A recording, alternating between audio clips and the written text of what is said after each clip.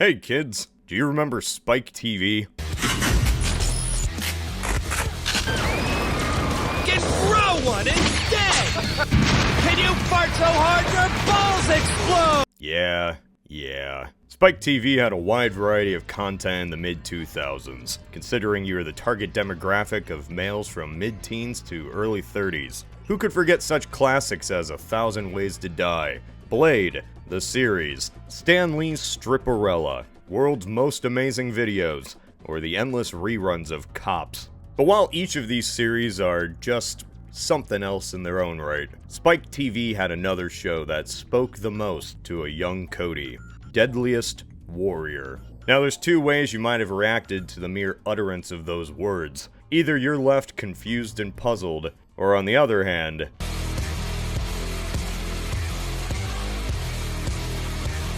you remember when you were a kid and you'd get into debates with other kids over who would win a fight? Ninja versus Samurai, Knight versus Viking, Superman versus Goku. It's just that, but with a budget. It's a bunch of grown men slamming things into dummies. SpikeTV, power to the players. Each episode takes two different historical warriors and sizes them up, comparing their physical stature, their training, and their weapons to scientifically calculate who would truly win in a fight. That's right, kiddos, you don't need to compare anymore. The definitive proof aired at 10 Eastern Standard Time from 2009 to 2011. Deadliest Warrior had a solid 3 seasons before being cancelled, and despite its short time on this earth, having a show where a Spartan and samurai duel to the death certainly caught the interest of my dumb little sloth brain. So I decided, you know what, after 10 years, I think it's time to revisit this show. Your typical Deadliest Warrior episode begins in the high-tech fight club, maintained by 3 hosts, if you will. We have Jeff, a biometric engineer who sets up the ranges and props for testing. This mostly consists of using slow-motion cameras to watch bullets and knives carve up artificial human jelly. There's Armand Dorian, the medical doctor, also known as Captain Obvious to anybody who's watched a single episode. We get it, Dorian, the dummy is stabbed.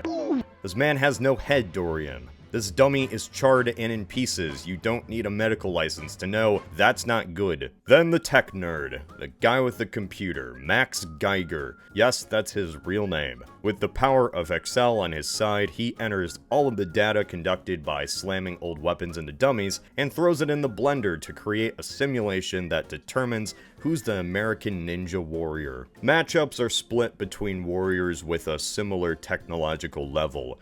So you'll never see a warrior who's never used a gun before go up against a modern soldier. This isn't Gate.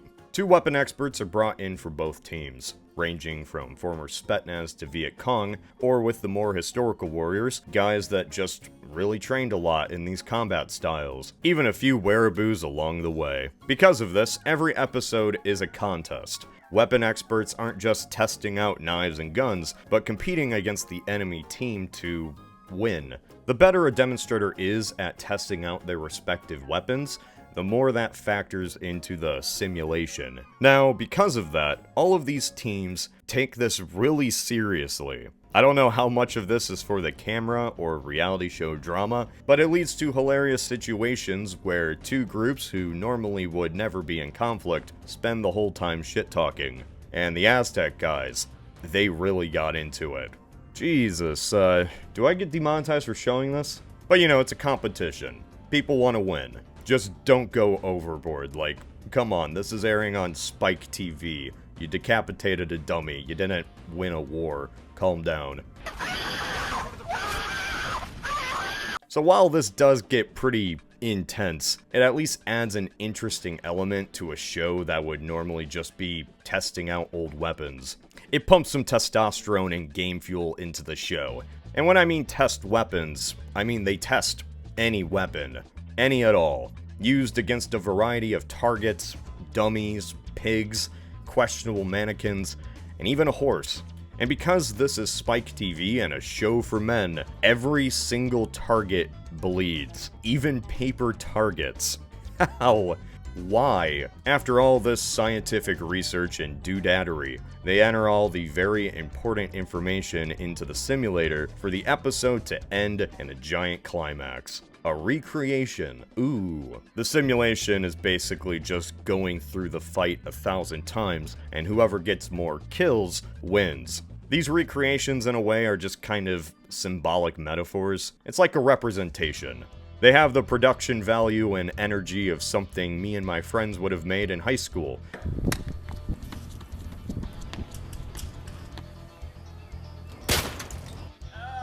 But I think that kind of adds to the charm. I always kind of like to think of this literally. Like, what circumstances led to any of these groups coming across one another? Like, at some point in history, has this happened by happenstance? Like, of course not, but maybe somebody got really lost. Look at this poor gladiator. You're on the other side of the world, Tiberius. How did it come to this? Now, you might be saying, how historically accurate is this show? And to that I say, just have fun with it. Don't think about it. The first season goes through some pretty broad topics. So, ninjas, Spartans, knights, pirates, the IRA.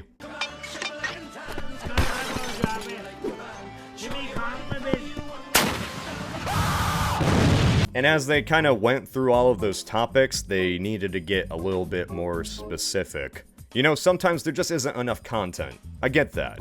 But you can kind of tell into Season 2 that they're, running out of ideas. Nazi SS versus the Viet Cong, Jesse James versus Al Capone, George Washington versus Napoleon. Wait, what? Season 3 is when the show really begins wringing this towel dry. They stop talking about your average foot soldier. Oh no, just like in some grimdark version of Bill and Ted, Deadliest Warrior brings your favorite historical leaders together and asks the question, who can take on who?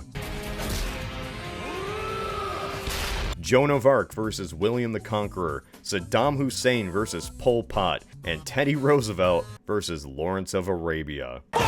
Challenge! I love competition! Not only did this compare their tactics and weapons, but also the physical attributes of the leaders themselves. Like, could Saddam Hussein chokehold Pol Pot? Probably. Enter that into the simulation. And while these aren't bad episodes, they're certainly weaker. And I think there's no better example than the Napoleon episode. So Washington versus Napoleon. How exactly would you make this scenario work? Oh, well, I don't know. Just have 5 guys on each side meet in the middle of a field and take pot shots at each other, all whittling down until it's just a 1v1. 6'3" Washington versus Napoleon. Guess who wins? And like, I get it. If these guys randomly found each other in the middle of Pennsylvania, I'm sure George Washington would just step on Napoleon and win. But that's kind of not the factor here. The real factor in who won was what the show calls generalship. As in, Washington can just maneuver troops better than Napoleon in a guerrilla war. They can't all be winners. Which is why I appreciate that Deadliest Warrior had after-show talks. A discussion where fans can submit questions, usually dissecting or arguing against the result. And from these aftermath shows, you see that everyone has an opinion. You can't please everyone. And despite the fact that the George Washington versus Napoleon episode had a strange result, I appreciate that the show can have a discussion later where everyone can kinda just shit on it. Season 3 followed this similar pattern of mashing leaders together up until the very last episode. No more history, history stupid, vampires versus zombies. Who would win? Let's find out. Vampires obviously won. Like of course they would. Zombies are just corpses. They suck. I'm sick of zombies. With this last climax, Deadliest Warrior came to an end. For me, especially after revisiting other media from my past I thought was good, I kind of just assumed all these years that Deadliest Warrior was bad. And here's the craziest thing, I still love it. Deadliest Warrior is not a perfect show. It is, however, an entertaining show. At the end of the day, that's all it's meant to be. Deadliest Warrior is pop history at its poppiest. You're not gonna go into the show learning anything important. In fact, you're probably going to lose a few brain cells, but you shouldn't go into it with that expectation. Deadliest Warrior is the primordial basis of what I think gets a lot of guys into history in the first place. The warfare, flags, and weaponry that any kid thinks is cool as hell.